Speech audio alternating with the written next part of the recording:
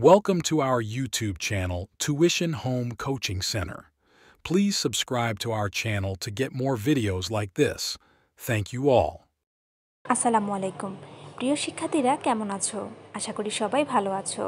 আজকে আমরা দেখব সপ্তম শ্রেণীর জীবন ও জীবিকা বইয়ের পৃষ্ঠা 72 এর সমাধান তার আগে যারা এখনো চ্যানেলটিতে সাবস্ক্রাইব করোনি তারা একটু চ্যানেলটিতে সাবস্ক্রাইব করে দিও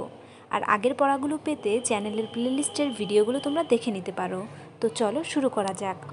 সেলিম ও করিম দুই ভাই স্কুলে তাদের বাসা থেকে বেশ দূরে হওয়ায় প্রতিদিন তারা পাবলিক বাসে স্কুলে যাওয়া আসা করে গতকাল তারা যখন স্কুল থেকে বাসায় ফিরছিল তখন বাসে অনেক ভিড় ছিল বাসের কন্ডাক্টর তাদের কাছে ভাড়া চাইলে তারা তা পরিশোধ করে দেয় তাদের সামনে তাদের স্কুলে পড়ে তিনজন বড় ভাইয়া যাচ্ছিল তারা ভাড়া পরে দিবে বলে কন্ট্রাক্টরকে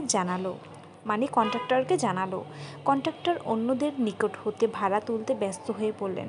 বাসটা যখন কদমতলায় এসে থামলো তখন বাস থেকে অনেকেই নেমে গেল তাদের সাথে সেই তিনজন বড় ভাইয়াও নেমে গেল সেলিম লক্ষ্য করলো যে বড় ভাইয়ারা বাসের ভাড়া না দিয়ে নেমে গেছে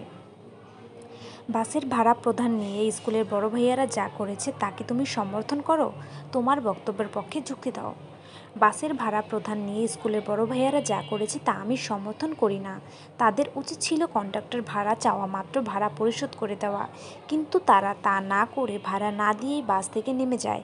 যা একটি অনৈতিক কাজ তাদের এসব আচরণ সমাজে দূষিত করছে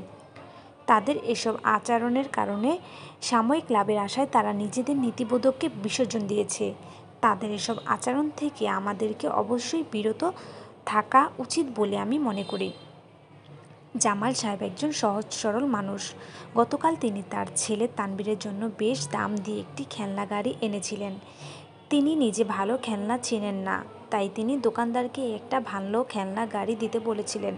দোকানদার বিদেশি খেলনা গাড়ি বলে তাকে একটি গাড়ি দিয়েছিল কিন্তু বাসায় আসার পর পরিবারের অন্য লোকেরা খেলনাটি দেখে বুঝে ফেলে যে তা নকল খুব অল্প সময়ের মধ্যে নষ্ট হয়ে যাবে দোকানদারের এমন আচরণে জামাল সাহেবের মন খুব খারাপ হয়েছে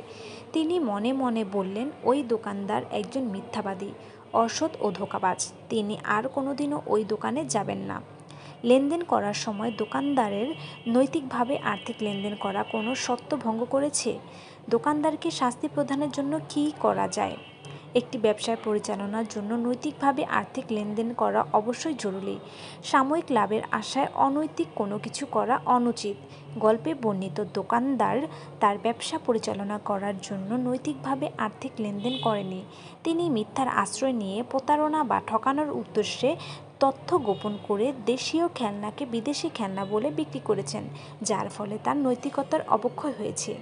এই ছিল আজকের সমাধান সাথে থাকার জন্য ধন্যবাদ পরবর্তী ভিডিওগুলো সবার আগে পেতে চ্যানেলটিতে একটি সাবস্ক্রাইব করে দিও